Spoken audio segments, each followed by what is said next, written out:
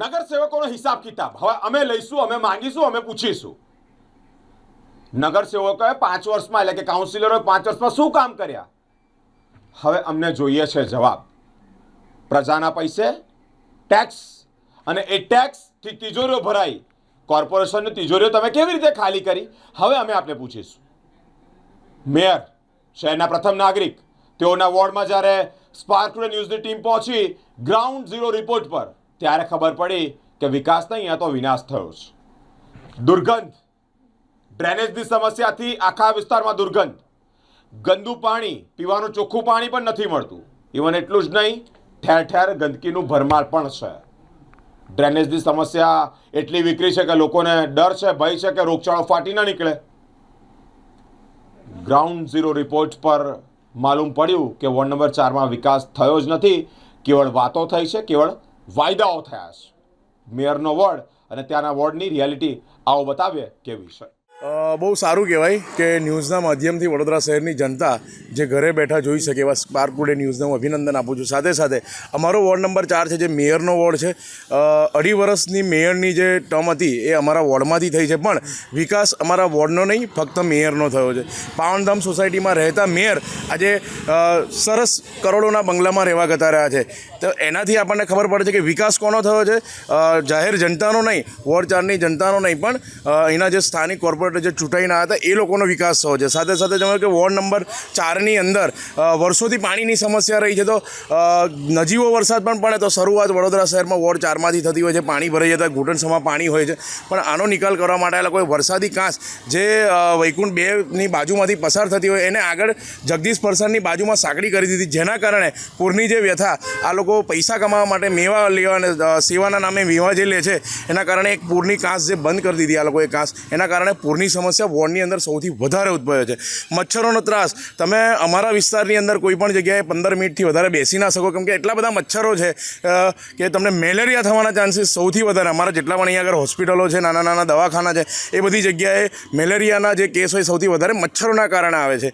કોઈ જગ્યાએ ધુમાડો નહીં, કોઈ જગ્યાએ ગટર જે છે, તમે જો કે ગોવિંદનગરવાળા જેવો વિસ્તાર જેમાં બધા એને વગરના પ્લોટો છે, ત્યાં મોટા મોટા મકાનો થોકી દીધા છે, તે છતાંય મોટી મોટી ગટરો બેસાડવાની પણ ત્યાં એક્સિડન્ટો ઘણા બધી વાર એક્સિડન્ટો થયા છે, પણ કોઈ તકેદારી લેવામાં આવતી નથી.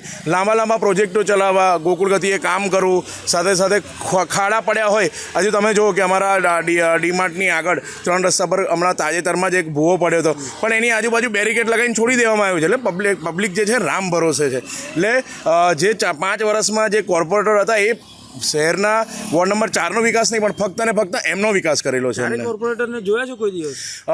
4 કોર્પોરેટરને અમે સમાચાર અને પેપરના માધ્યમથી જાણીએ છીએ, પણ રૂબરૂ કોઈ જગ્યાએ અમે એમની સાથે કોઈ વાત નથી કરી કે જોયા પણ નથી કે સ્થાનિક કોઈ ગળ ગટર, નગર અને રસ્તા, આ 3 સમસ્યાઓ જે હોય એ કોર્પોરેટરને કરવાની હોય, પણ કોઈ જગ્યાએ ગટર સાફ થતી હોય ત્યાં અમે અમારા કોઈ સ્થાનિક કોર્પોરેટરને જોયા નથી.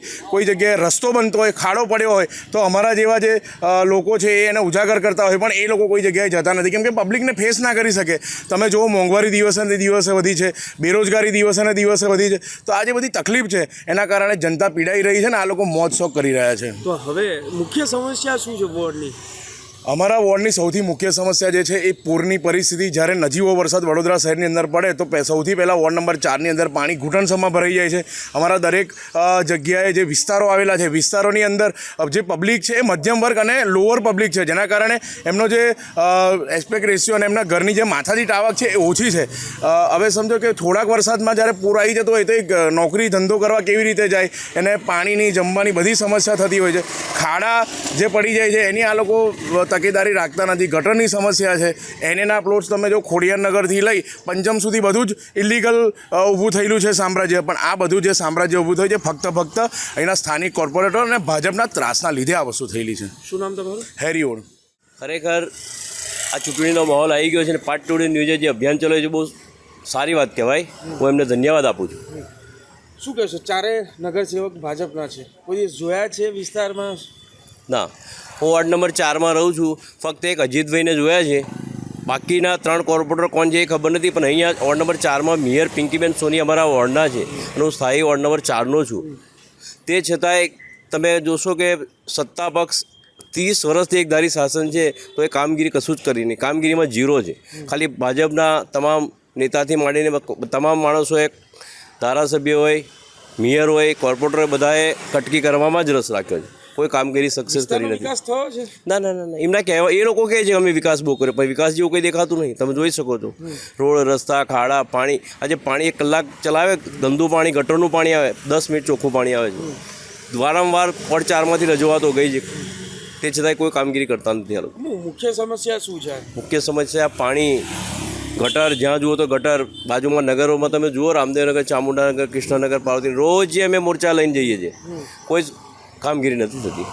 શું થવું છે હવે? ખરેખર હવે ચેન્જ આવવું જોઈએ. હું તો એવું કહું છું પબ્લિકને, વડોદરા શહેરની જનતા, વોર્ડ નંબર 4 ની વડોદરા શહેરમાંથી જ કોર્પોરેશનનું શાસન ખરેખર કોંગ્રેસ પાર્ટીનું આવવું જોઈએ.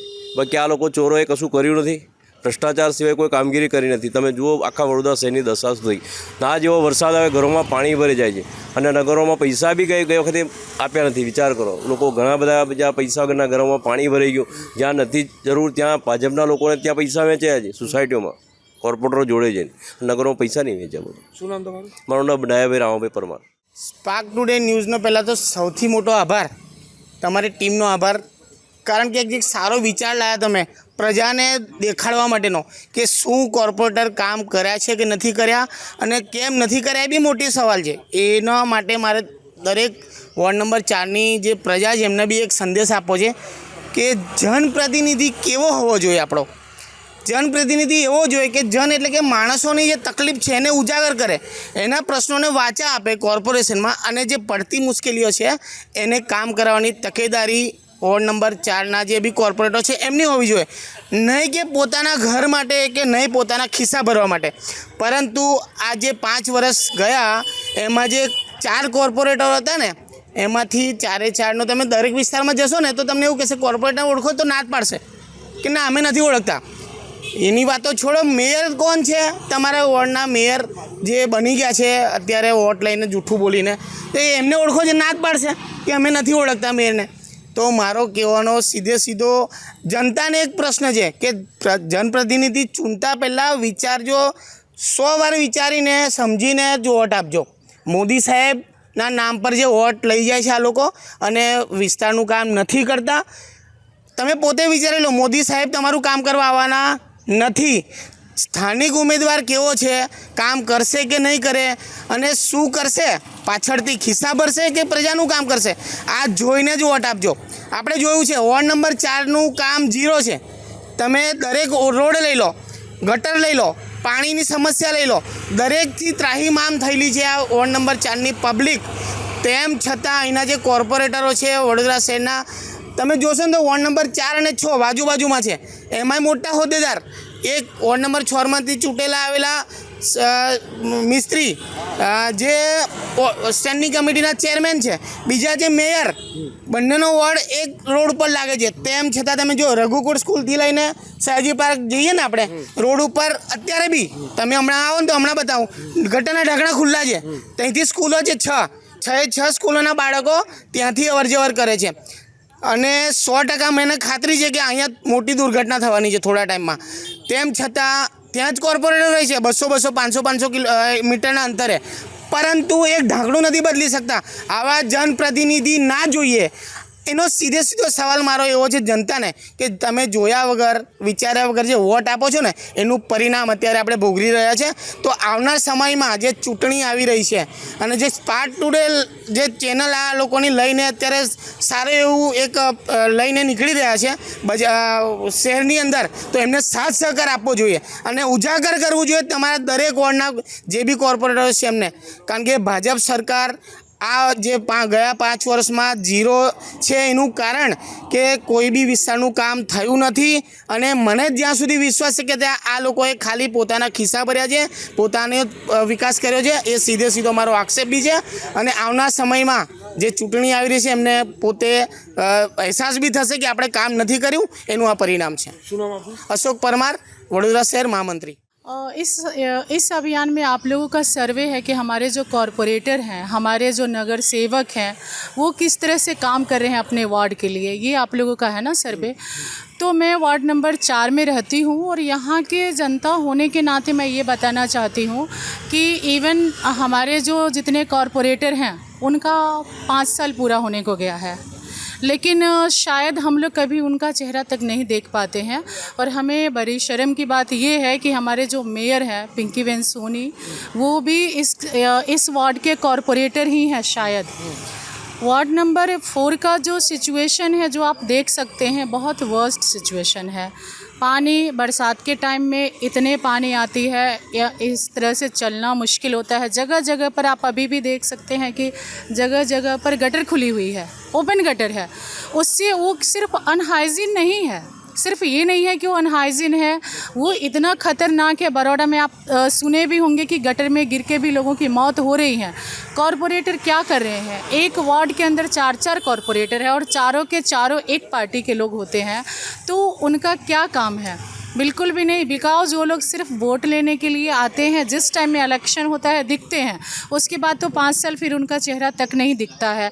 इस तरफ आप देखेंगे मैं ओमकारा हेरिटेज में रहती हूँ, हमारी सोसाइटी के बाहर इस तरह से पानी बरसात के 3-3 दिन तक रहती है, जमी रहती है। वहाँ पर इतना मुश्किल होता है ऑफिस आना जाना, बच्चों का स्कूल आना जाना, ये सारी है। दूसरी चीज़ है पीने की पानी का प्रॉब्लम जो है, एक तो पानी आती भी नहीं है, दूसरी जो भी आती हो इतनी गंदी पानी होती है। तो जो जनता है वो कॉरपोरेशन में टैक्स भरती है, ऐसा नहीं है कि कॉरपोरेशन फ्री का पानी दे रहा है और इस तरह से। तो इसका क्या है, इसका क्या इसमें सॉल्यूशन है, वो हमारे कॉरपोरेटर को देखना चाहिए। और दूसरा, मैं सभी लोगों से, जनता से मैं ये अपील करना चाहती हूँ कि सोच समझ के वोट देना है। आपके जो भी आप कॉरपोरेटर, जो भी आप नगर सेवक चुनते हो ना, वो आपकी सेवा के लिए होनी चाहिए, ना कि वो एक अपना पोस्ट लेकर, एक अपना पद लेकर और ये अपना एक नशे में, ऐसा नहीं होनी चाहिए। सोच समझ के वोट करें, जिसको भी वोट करें सोच समझ के करें। लेकिन एक यहाँ के वार्ड नंबर 4 के एक मैं पब्लिक होने के नाते जो बोलती हूँ, बहुत मेरे ख्याल से तो बहुत बुरा सिचुएशन है यहाँ के हमारे नगर से। नगर सेवकों में किसी को देखा है ये 5 सालों में? नहीं, बिल्कुल भी नहीं। सिर्फ मैं जानती हूँ कि पिंकी बेन सोनी हैं जो हमारे कॉरपोरेटर हैं और हमारे मेयर भी हैं। बाकी इवन कॉरपोरेटर का तो मैं नाम भी नहीं बता सकती हूँ कि कौन हमारे कॉरपोरेटर हैं, कभी नहीं, कुछ लेना देना ही नहीं है उनको। तो अभी आगे किस तरह से देख रहे हैं, क्योंकि चुनाव भी आ रहा है, विकास कैसे होना चाहिए यहाँ? विकास देखिए, नगर सेवक जो है ना, कॉरपोरेटर जो होते हैं, इट मीन्स नगर सेवक, उनका काम है कि वो बहुत बोल सकते हैं कि ग्राउंड लेवल का वर्क है कॉरपोरेटर का। और उनका ग्राउंड लेवल का वर्क हो, उसमें सबसे मेन आता है वाटर सप्लाई, हाइजीन का, गटर का, ये सारी चीज़ें जो है वो हमारे मेन आती हैं जनता के लिए। बाकी का जो काम है वो जो है हमारे मेयर भी हैं और भी जो पदाधिकारी हैं उन लोगों का है। लेकिन नगर सेवक का ये जो मेन चीज़ें हैं, जो बेसिक चीज़ें हैं, इस पर बहुत उनका ध्यान होना चाहिए। रोड की साफ़ सफाई होनी चाहिए, जो सोसाइटी है उस पर होनी चाहिए। मेडिकल की फैसिलिटीज़, जैसे कि गाड़ी पहले आती थी जो धुआं निकालने वाली, उसका भी कभी हम लोग देखते भी नहीं है कि अभी मच्छर का इतना त्रास है। तो ये ऐसे नगर सेवक होने चाहिए, ऐसे कॉरपोरेटर होने चाहिए जो जनता के लिए काम करें। आपका नाम? वीना शर्मा।